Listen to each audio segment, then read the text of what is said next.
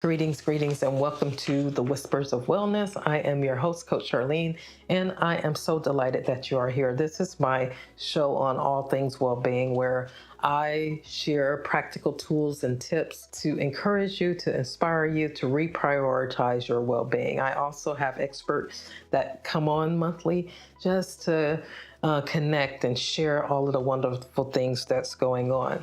As you know, I have been on a 3-part series, and this is actually the last of that particular series. And this one has to do with the cost of authentic leadership. So in number 1, we talked about the cost of standing alone.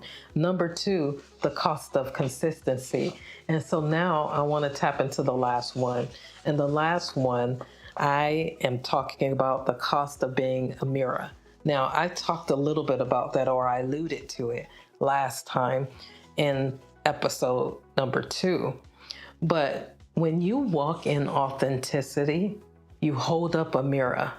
Some will love you for it, and some others will resist you for it. Well, what am I talking about there?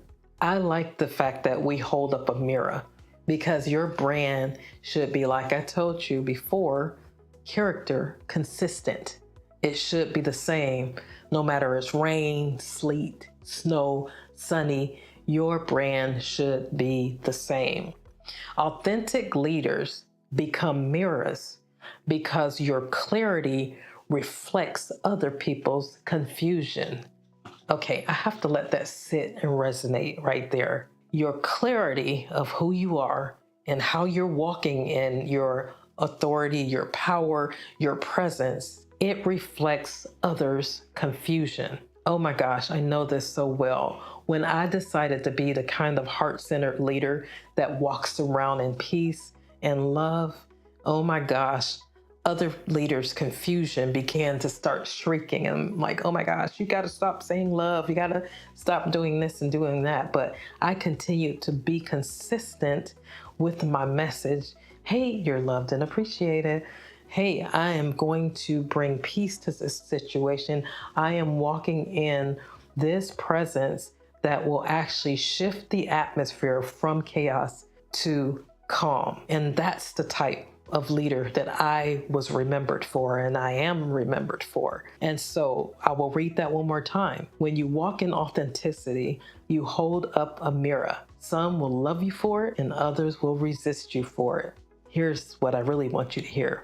Authentic leaders become mirrors because your clarity reflects others' confusion. So don't allow others to cause you to change. Continue to allow them to be confused, and you be consistent with who you were destined to be.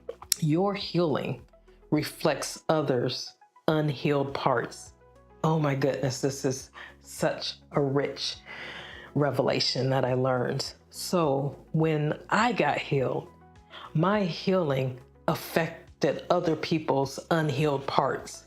So as I was navigating through this whole double pandemic crisis in 2020, which I wrote about, I had already been doing the work on becoming healed as an African American, as a nurse leader, as a person that has experienced different types of trauma because of the color of my skin. And so I had done the work. So I was healed.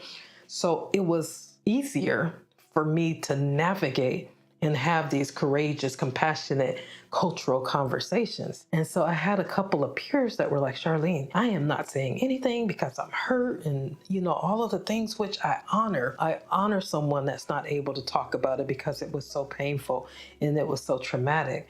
But my assignment at that time was to use my voice to bring transformation.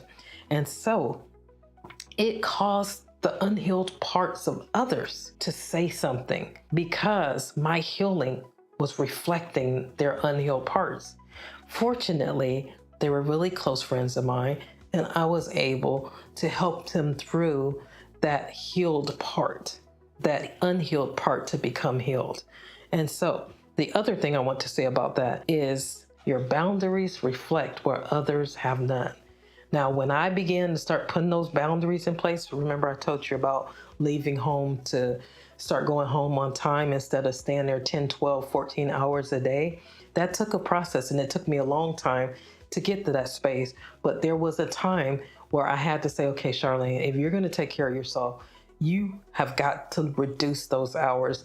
And so I reduced them to 10 hours, and then I reduced it to 9 hours. And then sometimes I would reduce it to 6, because quite honestly, I was working 10 to 12 hours a day, 5 days a week. And then on the weekends, because people are calling me, yada, yada, yada, you know the drill if you're in management. And so your boundaries reflect where others have none. When I put boundaries in place, that's where people start saying, oh my gosh, Charlene doesn't really care. She's just leaving, that kind of stuff. But no, I was very determined and intentional about bringing well-being to myself. And I knew that me leaving was a practice that I had to start to develop. So anyway, I hope you resonate with that, because not everyone is ready to see themselves. And sometimes their discomfort with your growth will show up as resistance, gossip, or distance. This is so rich, because everyone is not ready to see themselves. And I know that for a fact. You can be doing the work on yourself, and then you see somebody, they're miserable, they're crying, they're depressed, all the things. And you're like, you know what? I know what you can do to try to help come up out of this. And they don't want to see themselves, because a lot of times the things that we're holding on to, like I always talk about, don't hold on to your history at the expense of your destiny. You don't want your past to eclipse your future. And so there's some things that happened to us in the past.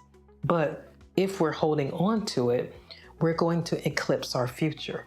And so you have to examine yourself to find out if it's something that I'm doing that I need to shift, that I need to change. Do I have a bad attitude? Am I coming off as aggressive? Am I coming off just as bad attitude? You have to start checking yourself so that you can see that you're not really the problem. Sometimes their discomfort with your growth will show up as resistance, gossip, and distance.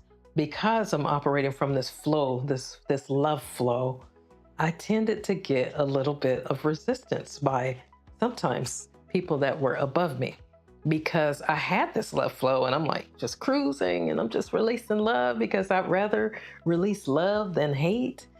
And some people couldn't really handle that. And so it would become like this resistance. You really shouldn't say you're loved and appreciated, not in this corporate space. You really shouldn't do A, B, and C. And I am just being my authentic self that loves people, that loves to connect. And so I'm encouraging people to be you. Be your authentic self. Whatever your brand is, be that, and don't allow anybody to change the brand that you want to represent to this world. Sometimes their discomfort with your growth will show up as resistance, as gossip, and we know what gossip is, or distance. But guess what? That's not your burden. It's your confirmation. You were never called to shrink to make others comfortable. Oh my goodness, you were never called to shrink to make others comfortable. This is so important, especially when you get a cause and you begin to start declaring, just like when I found my voice in 2020, it was not time for Charlene to shrink back. The word that I got was, what you do in this moment will determine your destiny and dictate your future. So I had to move from anguish and frustration to action and impact. And action and impact meant that I had to start using my voice. And so when I start using my voice, then things start shifting. So I couldn't shrink back. It was my moment to speak up. What moment is in your life right now that's causing you to raise up your level? Whether it's your level of awareness, your level of clinical excellence, whatever it is, what is that in your life? The cost of being real is being misunderstood, but your growth is not up for negotiation.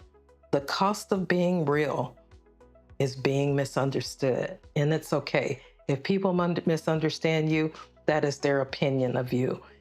All you can do is try to explain it as best as you can, as authentically as you can, but you got to keep moving. You are on a mission to grow, to be the highest expression of yourself. You are not just leading a team. You're modeling what it looks like to be emotional, emotionally intelligent, spiritually grounded, and led by your heart center, your soul. That is sacred work because that's really what an authentic leader is able to do. You are able to navigate in some of um, the most turbulent systems, the most turbulent teams, and still find that you are intact with where you need to be. So really, really amazing. So here are a few key points for you.